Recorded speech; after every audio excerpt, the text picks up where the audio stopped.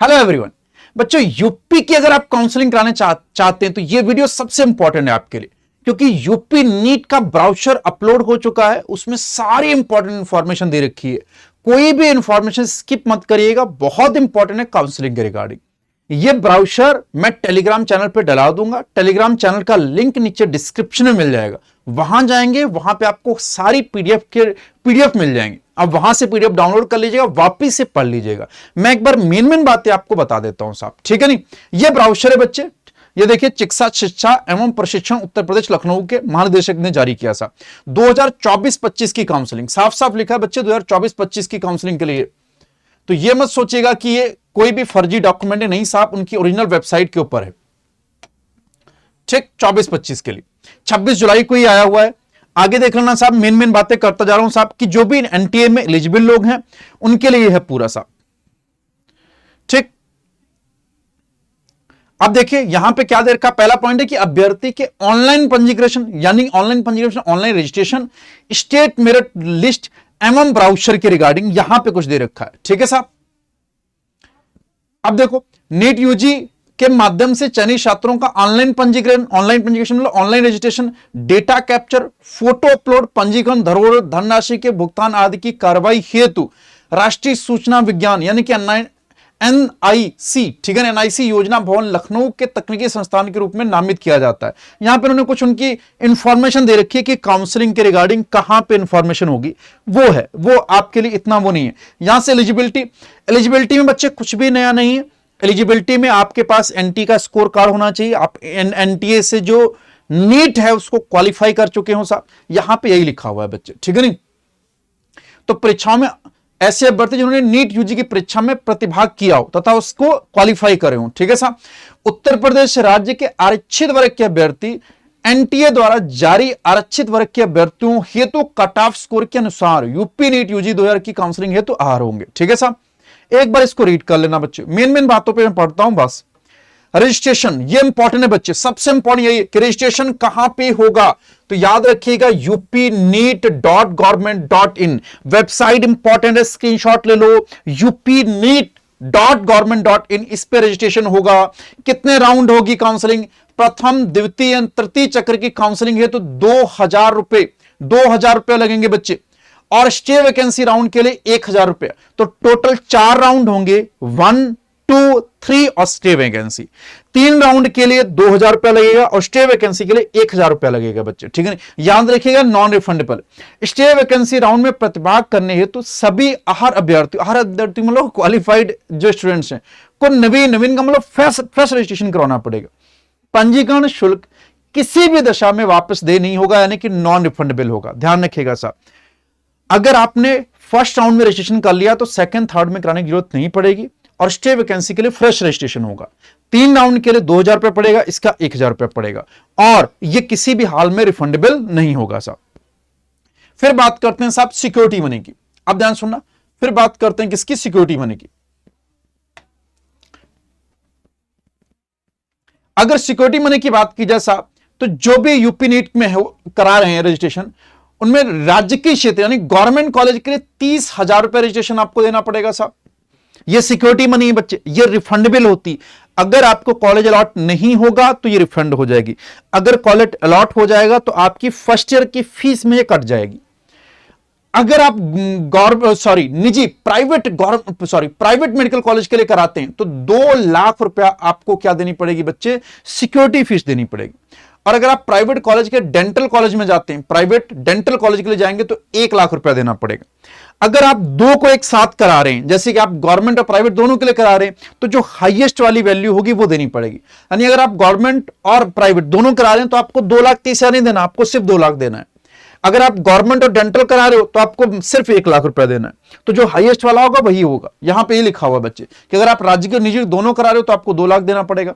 अगर राज्य की और निजी डेंटल करा रहे हो तो आपको 1 लाख रुपया देना पड़ेगा, ठीक है। धरोहर धनराशि यानी कि सिक्योरिटी मनी जो है ऑनलाइन प्रक्रिया के माध्यम से जमा कराई जाएगी। जिन अभ्यर्थियों द्वारा धरोहर धनराशि जमा नहीं की जाएगी वह चॉइस फिलिंग हेतु आहार नहीं होंगे। अगर आप सिक्योरिटी मनी डिपॉजिट नहीं करेंगे ऑनलाइन तो आप चॉइस फिलिंग नहीं कर पाएंगे। समस्त चक्र की काउंसलिंग समाप्त होने के उपरांत यदि अभ्यर्थियों को कोई भी सीट आवंटित नहीं होती है तो वो वापस कर दी जाएगी, यही लिखा हुआ बच्चे, ठीक है नहीं होती तो ऐसी दशा में उसकी धनराशि उसकी खाते में नियमानुसार वापस की जाएगी, जिस खाते से उसका भुगतान किया गया, यानी जिससे आपका पैसा कटा है उसी अकाउंट में पैसा वापस चला जाएगा। इसीलिए यहां पे जो अकाउंट आप डालिएगा, जब आप मतलब जब आप सिक्योरिटी मनी डालिएगा तो अपना ही अकाउंट नंबर से करिएगा या अपनी फैमिली मेंबर के करिएगा। यह ना हो कि आप किसी भी कैफे से करें, बाद में रिफंड लेने के टाइम आपको दिक्कत हो। ठीक, फिर आपके अभिलेखों का सत्यापन, यानी कि आपके जो डॉक्यूमेंट उनका वेरिफिकेशन होगा। डॉक्यूमेंट्स कौन कौन से लगेंगे देखो बच्चे, एक तो यूपी नीट यूजी के अंतर्गत काउंसलिंग कराने के लिए हाई स्कूल की मार्कशीट और प्रमाण पत्र, यानी कि मार्कशीट और सर्टिफिकेट दोनों लगेगा बच्चे। ठीक, दूसरा इंटरमीडिएट की मार्कशीट लगेगी और आरक्षण से संबंधित प्रमाण पत्र। मतलब आप अगर किसी भी रिजर्वेशन के लिए एलिजिबल हैं, चाहे ओबीसी हो, एससी हो, एसटी हो, पीडब्ल्यूडी हो, कोई भी ओबीसी, एससी, एसटी, ईडब्ल्यूएस या एक्स आर्मी या एनसीसी या एफएफ या पीडब्ल्यूडी, इसमें से किसी के लिए भी हैं तो आपको वो आरक्षण सर्टिफिकेट लेके आना पड़ेगा।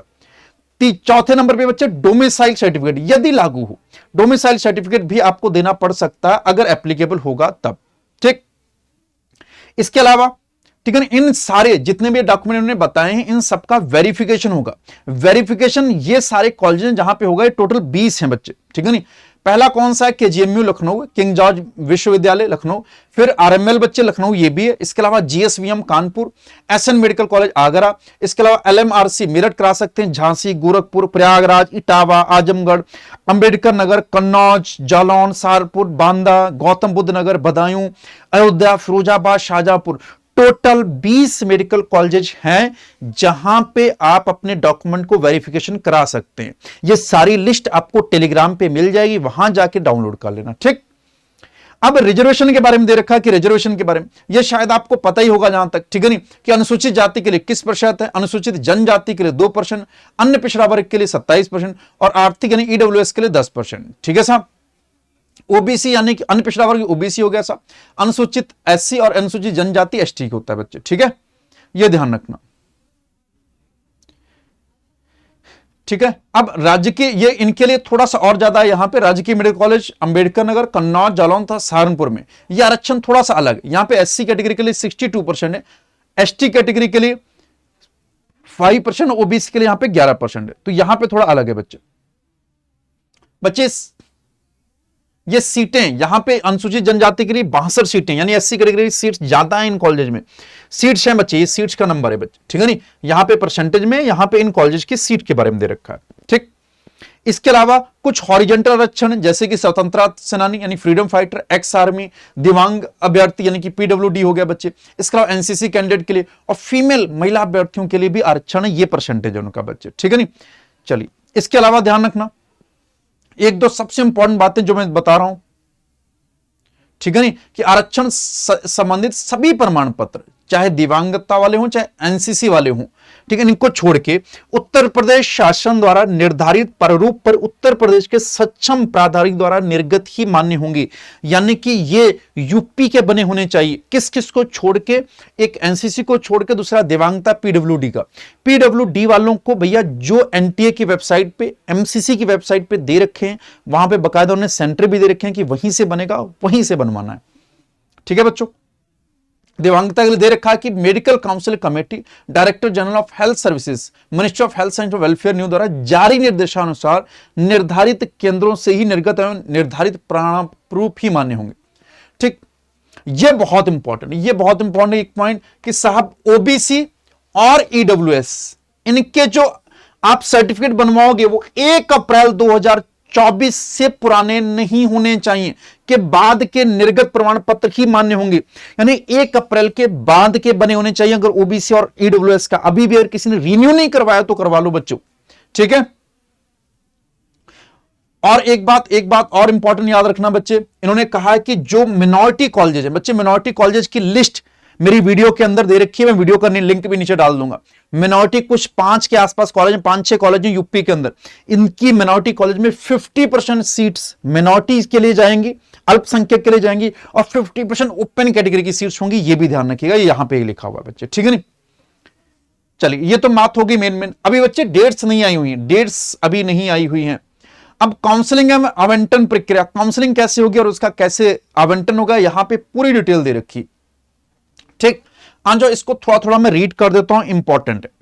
ठीक, कि भारत सरकार द्वारा नीट यूजी काउंसलिंग हेतु निर्गत समय सारणी में दिए गए दिशा निर्देश के क्रम में महानिदेशक चिकित्सा शिक्षा एवं प्रशिक्षण उत्तर प्रदेश द्वारा स्टेट कोटे की काउंसलिंग हेतु समय सारणी पृथक से निर्गत की जाएगी, पृथक मतलब अलग से रिलीज की जाएगी। ठीक है नहीं, काउंसलिंग प्रक्रिया ऑनलाइन माध्यम से 4 चक्रों में होगी, 4 राउंड में होगी, फर्स्ट राउंड, सेकंड, थर्ड और स्टे वैकेंसी राउंड। अभ्यर्थी फर्स्ट एंड सेकंड राउंड की काउंसलिंग से आवंटित सीट को तृतीय चक्र की काउंसलिंग तक अपग्रेड करने हेतु तो अहर होंगे। यह बात इंपॉर्टेंट है बच्चे, अगर फर्स्ट और सेकंड राउंड में आपको कोई सीट मिल गई तो आप उसको अपग्रेड करा सकते हैं बच्चे, क्या करा सकते हैं, अपग्रेड करा सकते हैं थर्ड राउंड तक। थर्ड के बाद कोई अपग्रेडेशन नहीं होगा। ठीक, अभ्यर्थी द्वारा पुनर्वंटन, पुनर्वंटन मतलब दोबारा से जो अपग्रेडेशन से मिली हेतु दिए गए विकल्प के अनुसार यदि कोई अन्य सीट आवंटित हो जाती तो पूर्व में आवंटित सीट समय रिक्त होकर किसी अन्य अहर अभ्यर्थी को आवंटित हो जाएगी। रीशफल ना होने की दशा में अभ्यर्थी द्वारा पूर्व प्रवेशित सीट यथावत बनी रहेगी। इसका कहने का सेंस ये है बच्चे, अगर मान लो फर्स्ट राउंड में आपको सीट मिल जाती है और उसके बाद आप अपग्रेडेशन के लिए अप्लाई करते हैं सेकंड राउंड के लिए, तो सेकंड राउंड में जिसका अप्लाई किया, मान लीजिए आपको अपग्रेड होकर सेकंड राउंड की मिल जाती तो पहली वाली अपने आप आपके हाथ से चली जाएगी। लेकिन अगर आपको सेकंड राउंड में कोई सीट नहीं मिलती तो फर्स्ट राउंड में जो आपके पास थी वो आपके पास ही रह जाएगी सीट। ठीक, ये यहां पर लिखा हुआ। इसके अलावा पुनरावंटन है तो अभ्यर्थी चॉइस फिलिंग के दौरान पूर्ववर्ती चक्र की काउंसलिंग से प्रेक्षित सीट का विकल्प अगले चक्र की काउंसलिंग में ना भरें। यदि पूर्व प्रेक्षित सीट का विकल्प भरने के पश्चात अभ्यर्थी को पुनर्वंटन के फलस्वरूप वही सीट पुनः आवंटित हो जाती तो ऐसी दशा में अभ्यर्थी को प्रवेश प्रक्रिया पुनः संपन्न करनी होगी, अन्यथा की दशा में पूर्व से पर्यवेक्षित सीट समय निरस्त हो जाएगी, जिसका समस्त उत्तरदायी अभ्यर्थी के समय का ही होगा। उसके कहने का सेंस ये है कि जो आपने फर्स्ट राउंड में चॉइस फिलिंग की और कॉलेज मिल गया तो उसे सेकंड राउंड में ना डाल दें, वरना वो आपके हाथ से जा सकती। ध्यान से पढ़ना, ये इंपॉर्टेंट पॉइंट है बच्चे। ठीक, चलिए फिर हम देखो फर्स्ट राउंड की काउंसलिंग दे रखा है कि फर्स्ट राउंड की जो काउंसलिंग होगी को अभ्यर्थी को निःशुल्क, यहां पे फ्री एग्जिट का ऑप्शन है बच्चे। फ्री एग्जिट का मतलब अगर आपको फर्स्ट राउंड में जो भी सीट मिल गई अगर आप लेनी है तो ठीक, नहीं लेनी तो आप बाहर हो सकते हैं, कोई दिक्कत नहीं, आपका कोई भी पैसा नहीं जाएगा। ठीक है नहीं, की सुविधा होगी। यदि अभ्यर्थी द्वारा प्रवेश नहीं लिया जाता आवंटन होने के बाद तो उसकी धरोहर धनराशि वापस कर दी जाएगी। प्रथम चक्रीय काउंसलिंग से निःशुल्क फ्री एग्जिट की सुविधा प्राप्त अभ्यर्थी द्वितीय अथवा तृतीय चक्रीय काउंसलिंग में पुनः प्रतिभाग कर सकता है। अगर आप फर्स्ट राउंड से फ्री एग्जिट कर जाते हैं तो सेकंड और थर्ड राउंड में पार्टिसिपेट कर सकते हैं। ठीक, अब सेकंड राउंड पे आते हैं। देखो सेकंड राउंड में भी सब कुछ वही होगा साहब। प्रथम चक्रीय काउंसलिंग में अनावंटित अगर किसी को प्रथम राउंड में सीट नहीं मिली तथा पर्यवेक्षित अभ्यर्थियों को द्वितीय चक्रीय काउंसलिंग में प्रतिभाग करने है तो पुनः धरोहर धनराशि जमा करने की आवश्यकता नहीं होगी। जिन्होंने फर्स्ट राउंड में रजिस्ट्रेशन कर लिया उनको सीट मिली चाहे नहीं मिली, वो सेकंड राउंड में आपको रजिस्ट्रेशन नहीं करना पड़ेगा, यही लिखा हुआ सा। फिर द्वितीय चक्रीय काउंसलिंग द्वारा आवंटित सीट पर अभ्यर्थी को प्रवेश प्राप्त करना अनिवार्य होगा। यह बात इंपॉर्टेंट है बच्चे। आवंटित अगर आपको सेकंड राउंड में मिल जाएगी तो आपको प्रवेश लेना ही पड़ेगा, अन्यथा की स्थिति में जमा की गई संपूर्ण धनराशि जब्त कर ली जाएगी। यानी यहां फ्री एग्जिट की सुविधा नहीं है। अगर सेकंड राउंड में कॉलेज मिल गया तो आपको एडमिशन लेना ही पड़ेगा। ठीक है नहीं, तृतीय चक्रीय काउंसलिंग में प्रतिभाग करने हो तो पुनः धरोहर धनराशि जमा करने के पश्चात ही अर्ह होंगे। यानी कि अगर आपको थर्ड राउंड सेकंड के बाद अगर आपको थर्ड राउंड में जाना है तो आपको सिक्योरिटी मनी उनको देनी पड़ेगी। सिक्योरिटी मनी वो वापस ले लेंगे साहब, आपको वापस से सिक्योरिटी मनी देनी पड़ेगी साहब। ठीक, राज्य के वन क्षेत्र के मेडिकल डेंटल कॉलेजों में प्रथम चक्रीय काउंसलिंग से प्रवेशित अभ्यर्थी द्वितीय चक्रीय काउंसलिंग में पुनरावंटन के पश्चात प्रवेश नहीं लेते हैं। अगर आपने एडमिशन नहीं लिया तो अभ्यर्थी द्वारा जमा की गई संपूर्ण धनराशि यानी कि सिक्योरिटी मनी जब्त कर ली जाएगी एवं उसके राज्य की क्षेत्र के मेडिकल डेंटल कॉलेज प्रवेश शुल्क को छोड़कर तत्समय जमा संपूर्ण शुल्क एवं निजी क्षेत्र के मेडिकल डेंटल कॉलेज हो तो उसके द्वारा तत्सम जमा शिक्षण शुल्क वापस कर दिया जाएगा। अभ्यर्थी के मूल अभिलेख भी वापस कर दिए जाएंगे। अगर आपने एडमिशन नहीं लिया साहब तो आपकी सिक्योरिटी मनी डिपॉजिट कर ली जाएगी साहब, बाकी आपके जितने भी डॉक्यूमेंट आपको वापस कर दिए जाएंगे सेकंड राउंड में। जिन्होंने एडमिशन ले लिया साहब एडमिशन लेना अनिवार्य है बच्चे। ठीक है नहीं, अब आते हैं थर्ड राउंड के लिए। कुछ बातें समझ पा रहे हो? कुछ भी डाउट होगा तो कमेंट कर देना इसके बाद। कह रहे हैं अगर फर्स्ट एंड सेकंड राउंड की काउंसलिंग से अनावंटित, अनावंटित मतलब जिनको नहीं मिला है, तथा प्रवेक्षित, प्रवेक्षित मतलब जिन्होंने एडमिशन ले लिया है, को तृतीय चक्र की काउंसलिंग में प्रतिभाग करनी है तो पुनः, ये इंपॉर्टेंट है बच्चे, पुनः धरोहर धनराशि जमा करने की आवश्यकता नहीं होगी। ठीक है नहीं, आपको अगर किसी को कॉलेज नहीं मिला है या किसी को कॉलेज मिल गया है और अब वो अपग्रेड करना चाहता है तो उसको वापस से धरोहर धनराशि मतलब सिक्योरिटी फीस देने की जरूरत नहीं पड़ेगी। ठीक है नहीं, तृतीय चक्रीय काउंसलिंग द्वारा आवंटित सीट पर अभ्यर्थी को प्रवेश प्राप्त करना अनिवार्य होगा, अन्यथा की स्थिति में जमा की गई संपूर्ण धरोहर धनराशि जब्त कर ली जाएगी। यहां पे भी इंपॉर्टेंट है साहब, आपको जो भी सीट मिल जाएगी उसमें एडमिशन लेना कंपलसरी है, नहीं लेंगे तो फिर से सिक्योरिटी मनी जो होगी वो डिपॉजिट कर ली जाएगी और ले ली जाएगी, जब्त कर ली जाएगी। ठीक है नहीं, प्रथम चक्रीय काउंसलिंग से प्रवेक्षित अभ्यर्थी तृतीय चक्रीय काउंसलिंग में पुनरावंटन के पश्चात प्रवेश नहीं लेता है तो अभ्यर्थी द्वारा जमा की गई संपूर्ण धनराशि तथा तत्समय जमा किए गए समस्त शुल्क को जब्त कर लिया जाएगा। आपकी सिक्योरिटी डिपॉजिट भी चली जाएगी प्लस और जो भी आपने और शुल्क जमा किए वो भी आपका चला जाएगा। निजी क्षेत्र के मेडिकल कॉलेज चक्र की काउंसलिंग से प्रवेशित अभ्यर्थी यदि तृतीय चक्रीय काउंसलिंग में पुनरावंटन मतलब अपग्रेडेशन के पश्चात भी प्रवेश नहीं लेते हैं तो अभ्यर्थी द्वारा जमा की गई संपूर्ण धनराशि और उसके द्वारा जमा किया गया शिक्षण शुल्क का 50% जमा कर लिया जाएगा। यानी कि अगर 10 लाख कॉलेज की फीस है तो 5 लाख वो भी चला जाएगा और 3 लाख जो आपने सिक्योरिटी जमा की वो भी चला जाएगा, यानी कि 8 लाख रुपए आपका जमा कर लिया जाएगा, जब्त कर लिया जाएगा, वापस नहीं मिलेगा अगर आपने थर्ड राउंड में कोई कॉलेज अलॉट करवाया और वो आपने नहीं एडमिशन लिया उसमें साहब। ठीक है नहीं, तृतीय चक्रीय काउंसलिंग के आवंटन की प्रोसेसिंग के पश्चात यदि आरक्षित श्रेणी की कोई भी सीट रह जाती तो ऐसी सभी सीटों को इस तालिका के अनुसार आवंटन संपन्न किया जाता है। अगर कोई आरक्षित सीट बच जाती, मान लो एसटी, पीडब्ल्यूडी, एक्स या एफएफ या एनसीसी की बची तो यहां पे एडमिशन मिल जाएगा किनको, एसटी कैटेगरी वालों को। अगर इनको मिल गया, इनकी सीट बच गई तो इनको एडमिशन मिल जाएगा। तो ये इस तरह से इसमें कन्वर्ट हो जाएंगे। ठीक है बच्चे, ओबीसी की जनरल में कन्वर्ट हो जाएगी, एससी की भी जनरल में कन्वर्ट हो जाएगी, एसटी की एससी में कन्वर्ट हो जाएगी अगर थर्ड राउंड के बाद भी बच जाती। फिर सबसे लास्ट और इंपॉर्टेंट राउंड आता है बच्चे, स्टे वैकेंसी राउंड। ठीक है नहीं, स्टे वैकेंसी राउंड इंपॉर्टेंट है, इसके लिए हर कोई एलिजिबल नहीं होगा। स्टे वैकेंसी राउंड है तो वही अभ्यर्थी, वही स्टूडेंट्स आहर होंगे, मतलब एलिजिबल होंगे जिन्होंने यूपी नीट यूजी 2024 की किसी भी चक्र की काउंसलिंग में कोई भी सीट आवंटित नहीं हुई। अगर आपको फर्स्ट, सेकंड या थर्ड राउंड में कोई सीट नहीं मिली तभी आप एडमिशन ले सकते हैं, मतलब इसके लिए एलिजिबल हो सकते हैं। अगर आपने तीनों में से किसी में भी आपको कॉलेज मिल गया है तो आप स्टे वैकेंसी के लिए एलिजिबल नहीं रहेंगे। नेक्स्ट देखो, स्टे वैकेंसी राउंड हेतु नीट यूजी की ऑल इंडिया काउंसलिंग के किसी भी चक्र के माध्यम से प्रवेशित अभ्यर्थी आहर नहीं होंगे। अगर ऑल इंडिया में भी आपको कोई कॉलेज अलॉट हो चुका है तो यहां के स्टे वैकेंसी के लिए आप एलिजिबल नहीं हो, चाहे ऑल इंडिया हो चाहे यूपी के तीनों राउंड में हो। अगर आप इसमें से किसी में भी आपको कॉलेज मिल गया है तो आप एलिजिबल नहीं रहोगे स्टे वैकेंसी राउंड के लिए।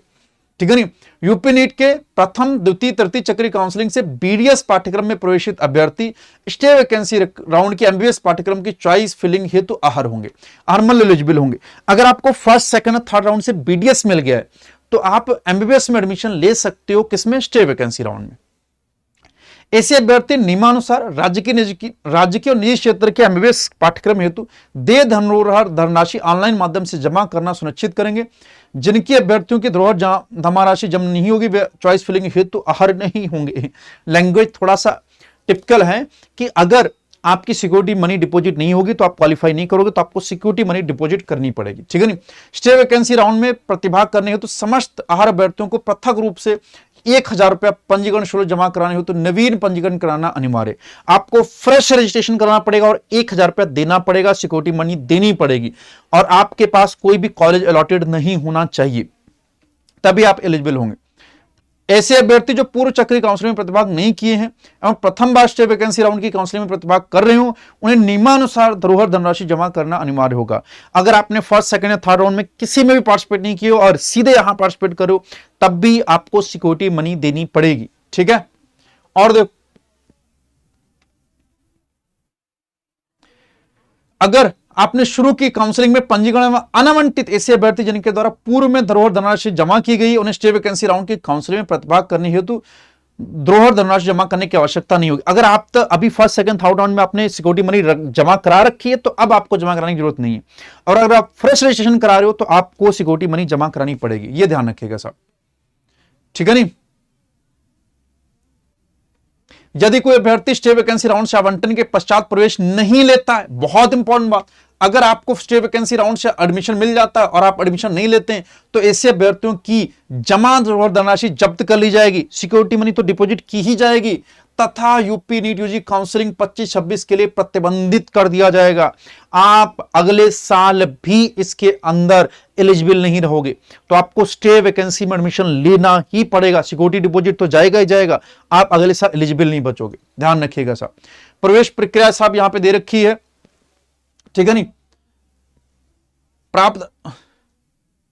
अब देखो यहां पे क्या है कि आपको आवंटन प्राप्त, यानी कि आपको एडमिशन लेटर मिल जाएगा बच्चे, काउंसलिंग लेटर, ठीक है नहीं, वो मिल जाने के बाद आपको व्यक्तिगत रूप से, ये इंपॉर्टेंट बात है, व्यक्तिगत मतलब आपको फिजिकली प्रेजेंट होना पड़ेगा, उपस्थित होकर निर्धारित समय समस्त शुल्क संबंधित मेडिकल कॉलेज डेंटल कॉलेज में प्रचलित व्यवस्था के अनुसार जमा करने के साथ ही प्रवेश प्रक्रिया पूर्ण होगी। आप सारी फीसेस को डिपॉजिट करोगे वहां फिजिकली जाके, तभी एडमिशन कंप्लीट होगा साहब, ठीक है नहीं। फिर इसके अलावा अल्पसंख्यक के लिए दे रखा है, ठीक है नहीं, कि विश्वविद्यालयों को नोडल सेंटर बनाकर निजी क्षेत्र के मेडिकल कॉलेजों में आवंटन अभ्यर्थियों की प्रवेश प्रक्रिया पूर्ण की जाएगी। नोडल सेंटर की सूचना आपको यूपी डीजीएमए की वेबसाइट पे मिल जाएगी बच्चे। किसकी वेबसाइट पे? यूपी डीजीएमए की वेबसाइट। एक बात और, किसी भी दशा में द्रोहर धनराशि शिक्षण शुल्क में समायोजित नहीं की जाएगी। अच्छा बच्चे, एक बात मैंने जो बोली थी वो यहां पे उल्टी दे रखी है, ध्यान रखना कि सिक्योरिटी डिपॉजिट वापिस होगा, वो उसके अंदर एडमिशन के अंदर जो फर्स्ट ईयर की जो फीस होगी उसके साथ मिक्स नहीं किया जाएगा। यहां पे लिखा है, प्रवेश के समय अभ्यर्थियों द्वारा समस्त शैक्षणिक अभिलेख की मूल लोगों से संबंधित राजकीय मेडिकल कॉलेज और डेंटल तथा नोडल सेंटर पर जमा करना अनिवार्य होगा। प्रवेश के समय मूल अभिलेख उपलब्ध नहीं होने पर सत्यापन में अभिलेख गलत पाए जाने पर अभ्यर्थी का आवंटन निरस्त कर दिया जाएगा। यह ध्यान रखिएगा साहब, ठीक है बच्चों। छोटी छोटी सी बातें और दे रखी हैं यहां पे, आप सबको एक बार जरूर रीड कर लेना है, और रीड करके फिर भी कोई डाउट हो तो मुझे बता देना, मैं वापिस से कर दूंगा साहब। यहां ध्यान रखिएगा बॉन्ड भी है साहब, ठीक है नहीं, अनिवार्य बॉन्ड दे रखा है बच्चे, भराए जाने के पश्चात तदनुसार आवश्यक कार्रवाई की जाएगी। बॉन्ड भी दे रखा है बच्चे, ठीक है नहीं। ये बच्चे बॉन्ड जरूर देख लेना एक बार, ठीक है, यहां पे बॉन्ड भी दे रखा है, ठीक है नहीं। तो ये सारी इंफॉर्मेशन ब्राउचर में है, ये ब्राउचर में बच्चे टेलीग्राम पे अवेलेबल करा दूंगा, इसको जाके कंप्लीट एक बार बच्चों रीड जरूर करिएगा। यहां पे प्रोफार्मा भी दे रखे हैं, सारी इंपॉर्टेंट बातें दे रखी हैं, मैं सारी अब पढ़ के नहीं बता रहा हूं, फिर भी अगर आपको किसी में डाउट होगा तो कमेंट करिएगा। और इस चैनल पे आप सब्सक्राइब कर लिए, बेल आइकन बेल आइकन जरूर दबा दीजिएगा, क्योंकि कोई भी वीडियो आएगा तो नोटिफिकेशन पहुंचेगा, इसलिए आप पीछे नहीं हटेंगे किसी भी इंफॉर्मेशन में। थैंक यू, जय हिंद।